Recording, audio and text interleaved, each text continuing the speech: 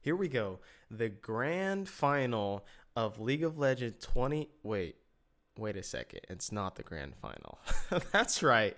Because we have a great bracket for semifinals, which is T1 versus Damwon Kia. Now, obviously, that's the joke that this should be the final, theoretically.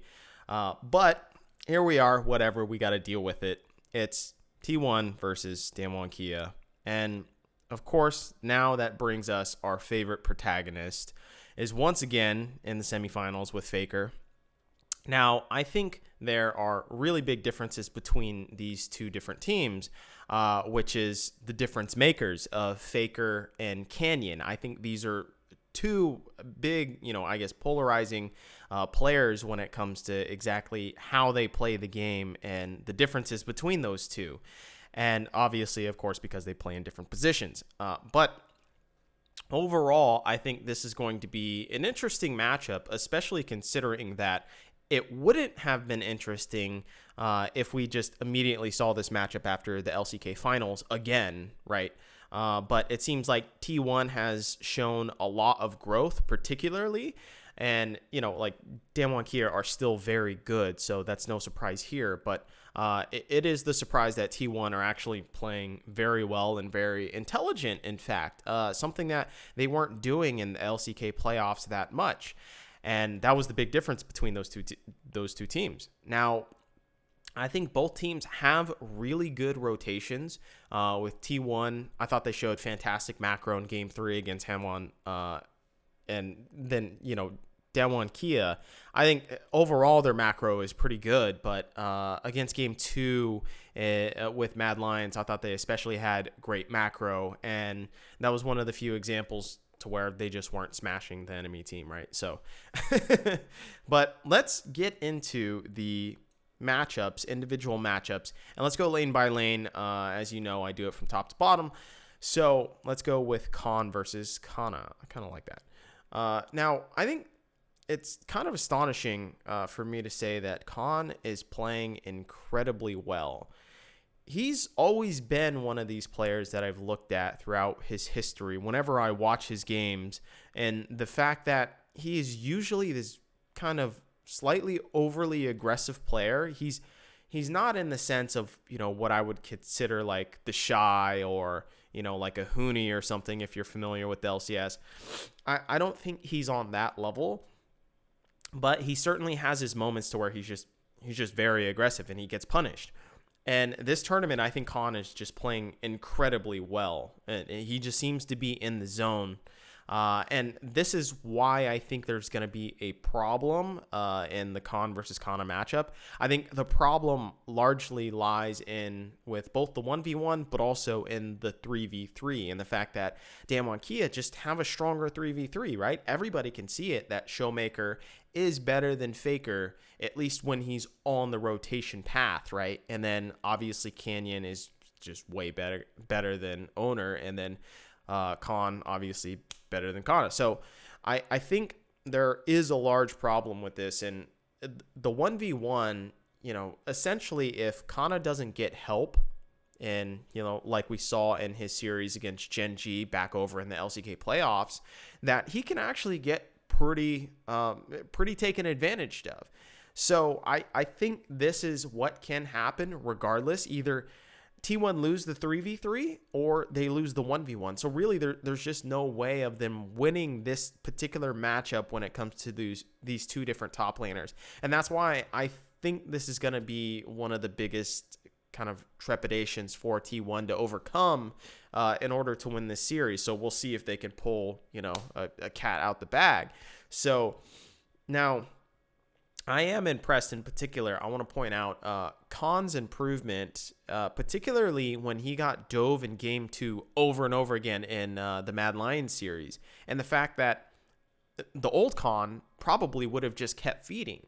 But instead, what he did was he tempered it back a little bit, and he became way more effective later on in the game rather than, Mad Lions top laner. So it's just I see this big difference in play style that I knew Khan from the past, and I'm just really impressed by seeing, his play and it being leveled up and whatnot.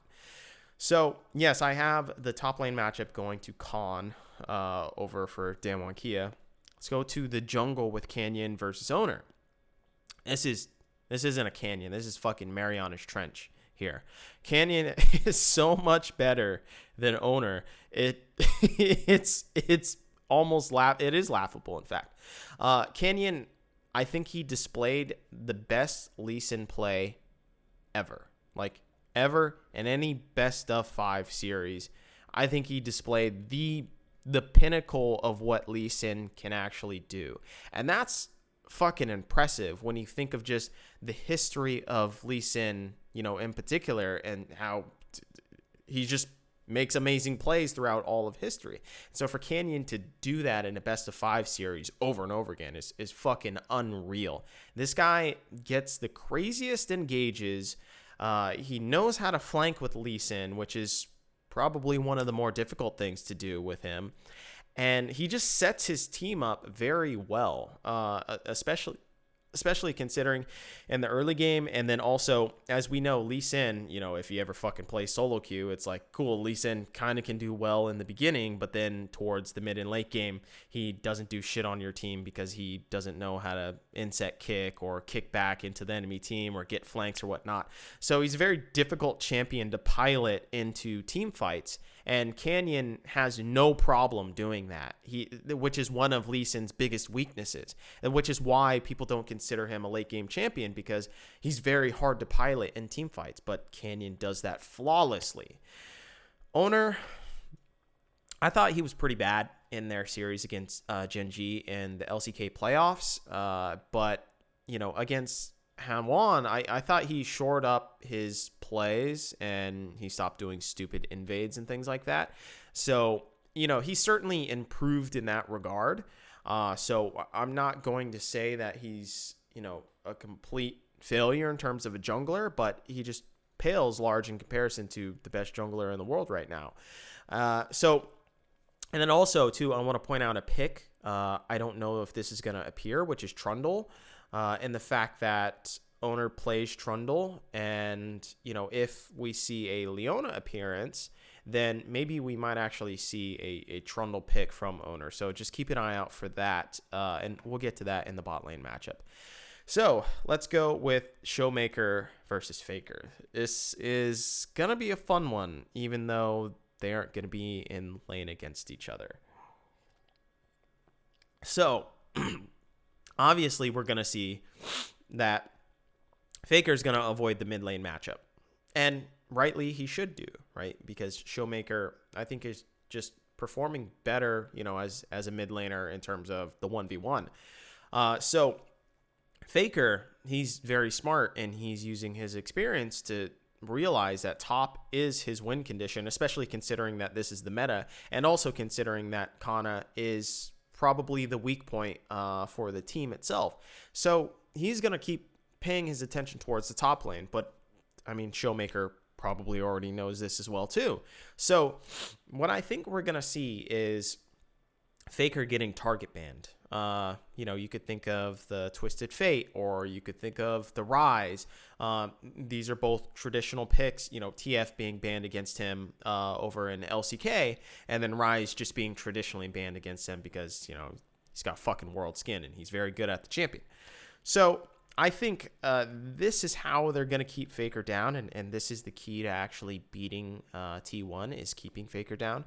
And I think with that, Showmaker also just has fantastic map awareness, which is basically going to be the bane of Faker himself, because he plays really good into mid laners that don't have as great as map awareness as him, which he basically has the peak map awareness that you can possibly have in any player in League of Legends. I would say that he has the best map awareness out of any player of all time, which is why he's so fucking good. And I think to show Showmaker's great map awareness, his first game against Mad Lions, around 5 minutes, there was like this play bot lane where he TP'd bot lane and got a 2-for-1, and that completely just snowballed the game. So I think Faker is obviously the glue that is holding together T1, and I want there to be notes taken from the T1 versus Gen G series over in the LCK playoffs, where in game one, how Gen G won by constantly applying pressure to Faker, something that normally doesn't work, but it happened to work this time. And I also think it does work. It's just, first of all, you have to be good at doing that. But second of all, there has to be a weakness in all the other parts of what T1 is, which currently in this iteration of T1, there is big weaknesses within the team, which you can take advantage of, which is what normally didn't work in the past because Faker's teammates always played pretty conservatively. So, they wouldn't be able to get an advantage anywhere else around the map, especially considering T1 were masters of the turtle style, right? So they would just scale to late game and then fuck you up with better decision making and team fighting later on. So I give this to Showmaker, I would say.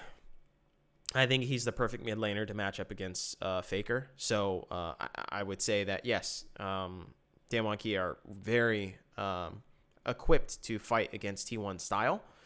Let's go towards the bot lane with Ghost and Beryl versus Gumayusi and Keria. So I think, surprisingly, T1's bot lane is looking way stronger than Damwon Kia's. I thought their series, against Hanwon was just way better than what was shown for Damwon Kia versus Mad Lions.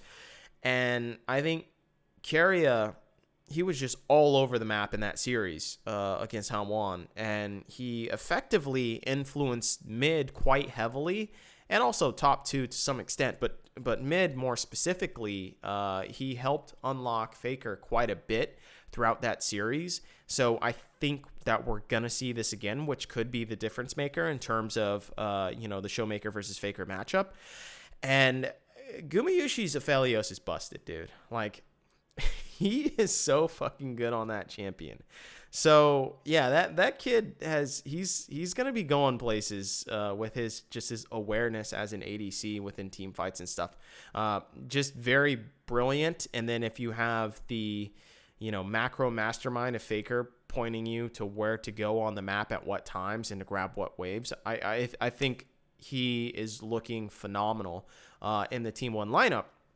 Now, if we look at I want to throw out one of the picks before, because remember when I was talking about Leona, and that Leona is picked by Beryl, quite often. It's one of his mainstay picks, and so that might actually be off the table due to owner's Trundle, because, of the whole Aftershock thing, to where, if Trundle ults Leona when she's doing Aftershock, then he steals all of her stats and gets like crazy amounts of armor and shit, right?